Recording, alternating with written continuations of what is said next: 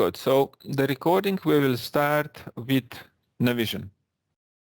And what we have here is a 2009 version of Microsoft Dynamics NAV, and we are in the module of sales and marketing module. And in the menu of history, we have history. We have posted documents. So these are the posted invoices. If I print a posted invoice, it is a posted invoice. This is a demo printout, so don't worry about any special things. So it doesn't really matter which ERP customer would be using. It's practically everywhere you have a customer, you have lines. In the lines you can have items or services or charges, or you can sell fixed asset or anything, but most cases items.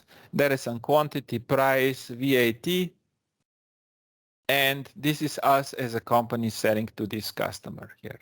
So yeah, this is the customer, this is our company Kronos, and if we look into specifically Navision, so this can be any document. You cannot know this is Navision or SAP or Oracle or Zoho or anything here. But now in Navision, there is a functionality. It's similar to AX. I would not claim that it's so, where we can click Navigate. Navigate shows us that when we posted a sales invoice, we created 9 GL entries. So these are transactions that are going to GL account. Then we created 1 VAT entry. This is a transaction going to VAT entries. We have created so we analyze general ledger, we analyze VAT. Out of these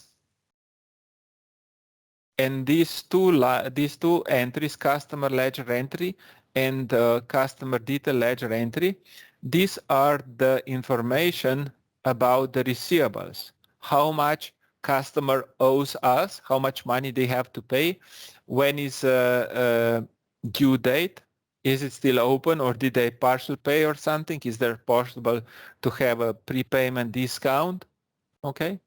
And this is information in the value entry, which items we have sold, and we can go into the details. So the document type is sales invoice, item transaction type is sales, type is direct cost, there is no adjustment, so it's irrelevant. Again, document type twice, I don't know why.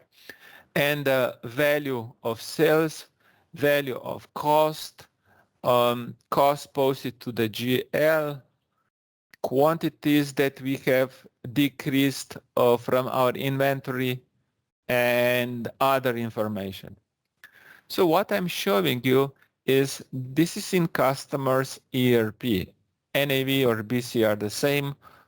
When we will be looking into F&O, there are more transactions created from one source document. So if we have here, for example, this Navigate is not showing all, but let's say if in Navision we have 5, 6, 7, 8 transactions related to the source document, in AX you would expect more. Let's say 10, doesn't really matter.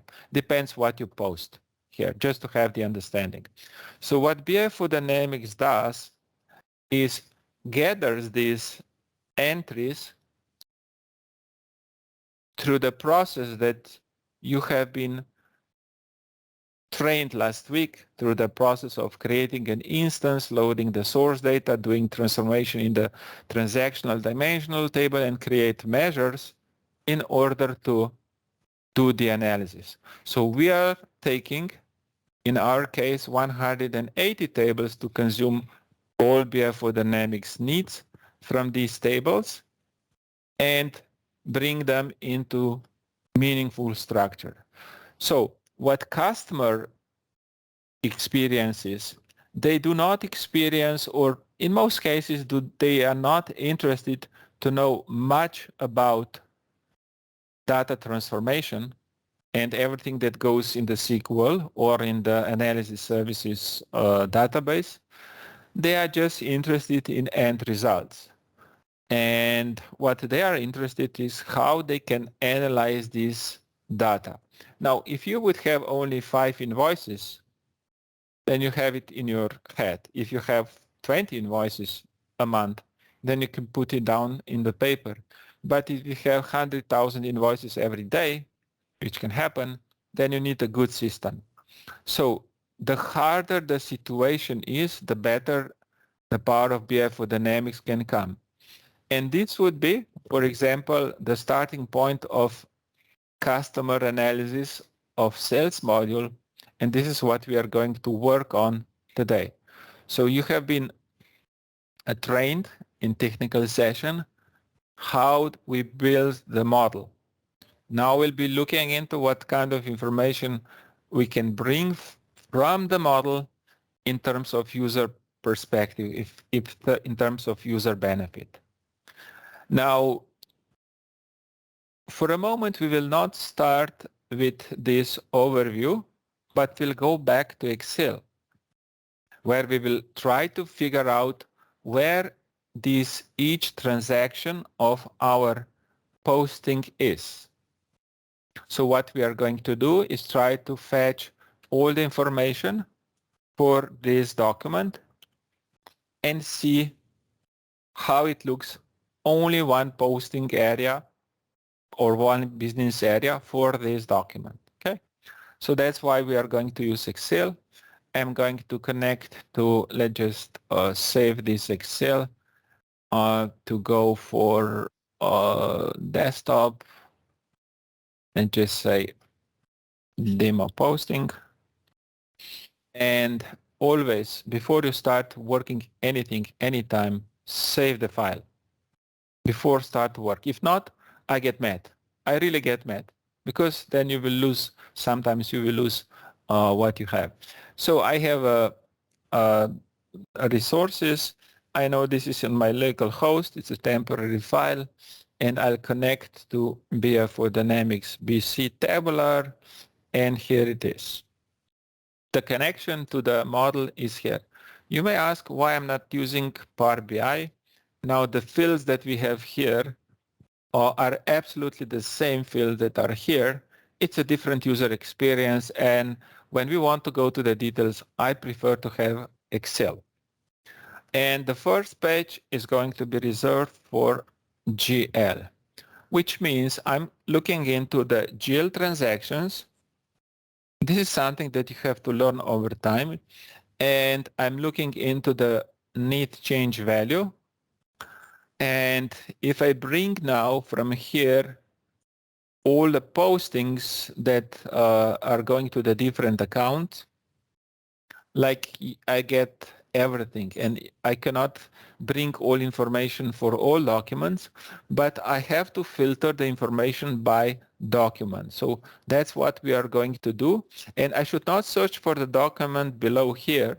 That's kind of really not productive because this sort of dimensions is always alphabetical. So on the top in Excel, I have information about the transactions, which is values, measures, and below are dimensional table.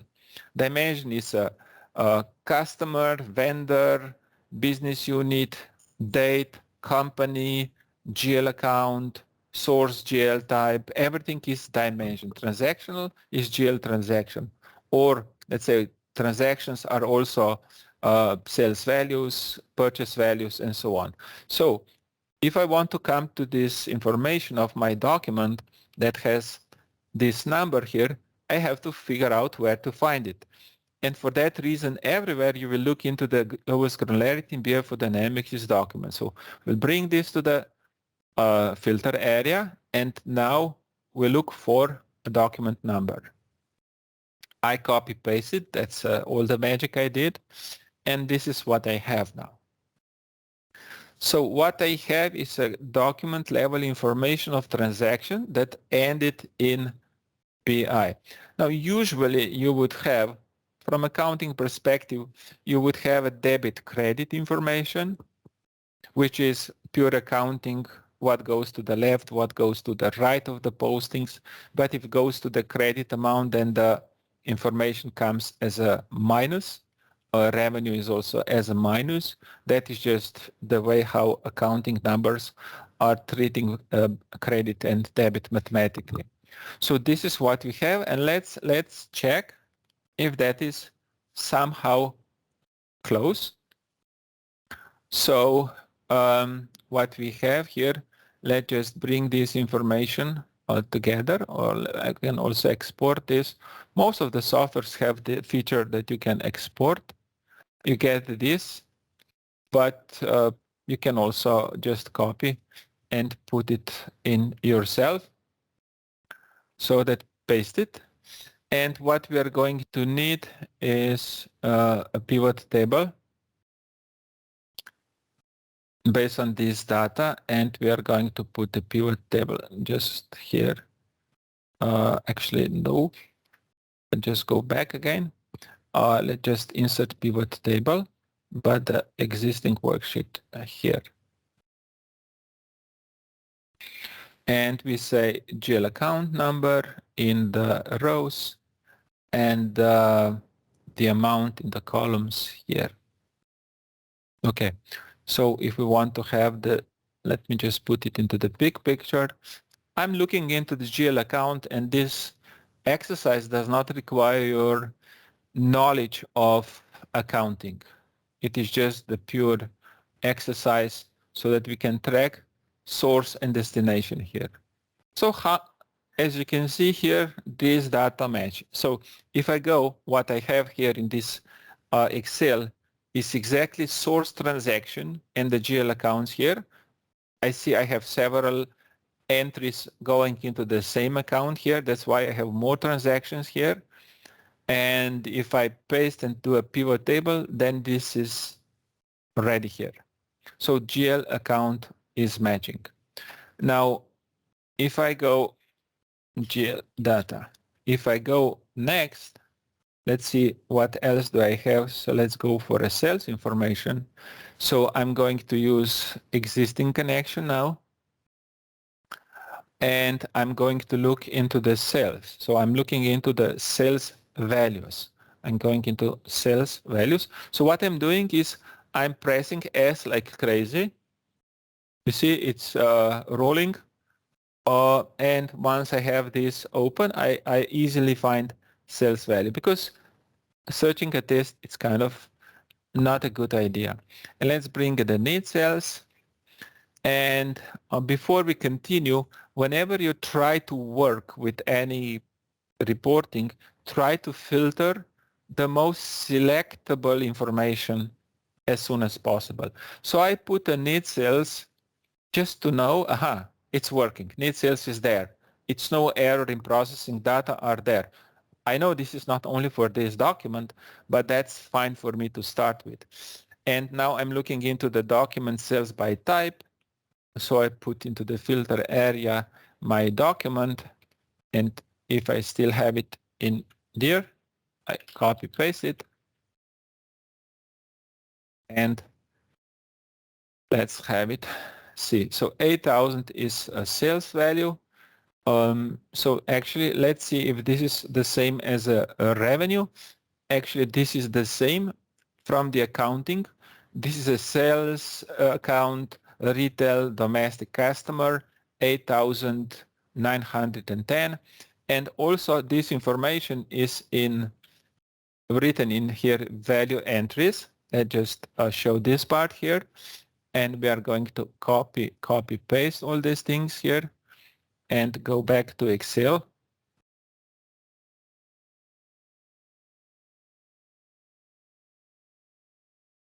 And paste it and put the pivot table in the sales area. And I have here what we are going to do is sales amount actual. Looks good. You can see here. Let's just start here. And you can see the numbers are matching. of course, if I bring in now copy paste item number, then I can put item number here. And of course, I can bring item number here. It is clear that we can go to the source database and create a reporting also from copy paste. If you have only 1,000 transactions, that's fine. Why would you use data warehouse for that? You may not get that nice information. That is, huge difference. But at the end of the day, you want to see just what is your revenue by date. You just copy paste and you would have it. You don't need any tool, or you go directly with the Power BI here. And I can go, for example, here in BI for the Dynamics case and bring bill to customer name, let's say on the before the item part. So I have it here. Now in this transaction, I don't have a customer name because here I have a star schema data transformation through a data warehouse where transactional table here is connected to several dimensional table. And these dimensional table are many for the values, probably let's say 20. If I go directly to the source, I just have a flat file which has a source number.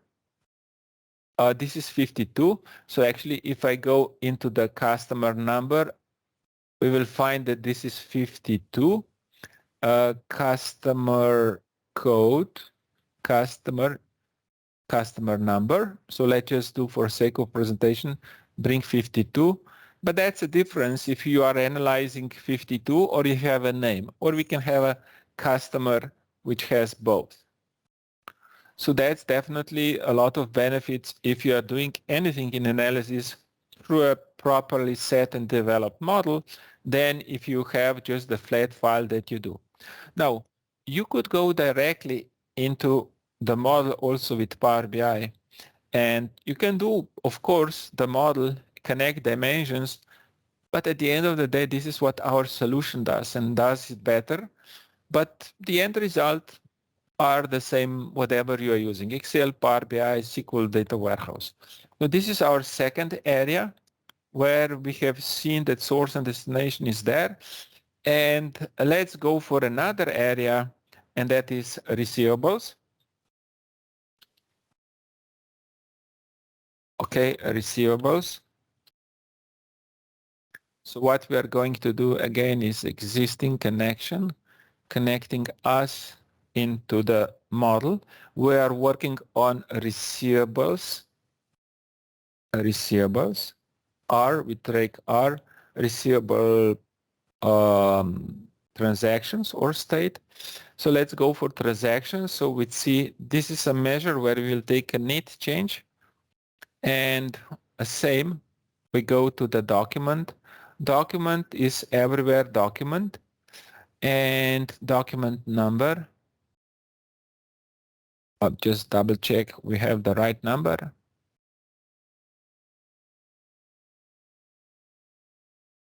So what we have from this document, 11,000. So it means that our customer owes us 11,000. So let's just go into Excel. So this is going to be either this or this. There is similar information. There should be 11,000. So we are not going to copy paste. It's only one line, and it's open. So the remaining amount that customer owes us is 11,000 as per today, which is what we also have seen in our report. So what we have here are information about, for example, let's say document type, due date, due days, how many days this is already due, is it still an open? Yes, posting description, external document, if there was any inherent, is on hold by any chance? It's not. Is it closed? No, it's not closed. So, there are more information, just not open, true, false. And of course, it's also about the customer information. We can bring also the customer into the view, the same customer, of course. So these are the details of one transaction. Let's just do one more to be complete, and that's inventory.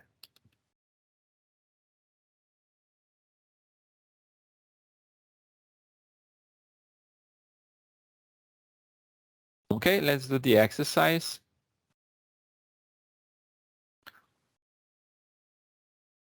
Now we are going to into inventory transaction and see what we have here. So we try to make naming convention logical as much as possible. So we are looking into the inventory, but here you can see shipped transaction or invoice. I would suggest to go for invoice because this has values. This has only shipped quantity. So this is probably the one that we are going to use most of the time. And what we are going to look into transaction cost and quantity. Now we have without any limit. But again, what is our exercise now? We're looking for a document. Now here is a little trick. Because I don't have a document number as one attribute, I only have hierarchy. Because I have hierarchy, you see hierarchy goes, it's a transaction type, then it's a posted period, and then it's a document number. So if I paste this and try to figure out, I will not find anything. I'm showing you now Excel feature in relation to the hierarchy that BF for Dynamics does, which means I have to search this on the third level. This is on the level of my here. And you can see here it's a sales, May 2020, and this is the guy. Now the values are negative because we have decreased the value of we decreased the value of inventory and we have decreased the quantities. Just to be sure what is the item here. So let's bring the item information. It's an item information. Or what we would bring in inventory would be, for example, from which location it was posted from. So it was not a track on the location here.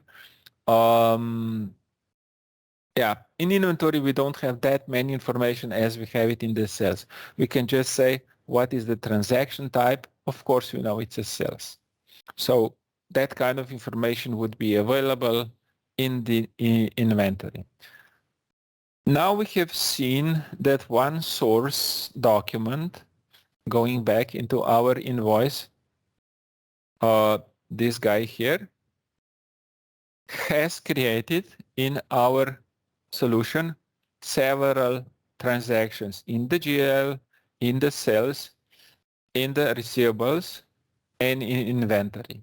There could be also more, but that's just the most important part. If we would have a purchasing invoice, then instead of sales, there will be purchasing values, and instead of receivables values, we would have a vendor and payables. So these are 6 standard application area. We say standard because almost every customer is using it.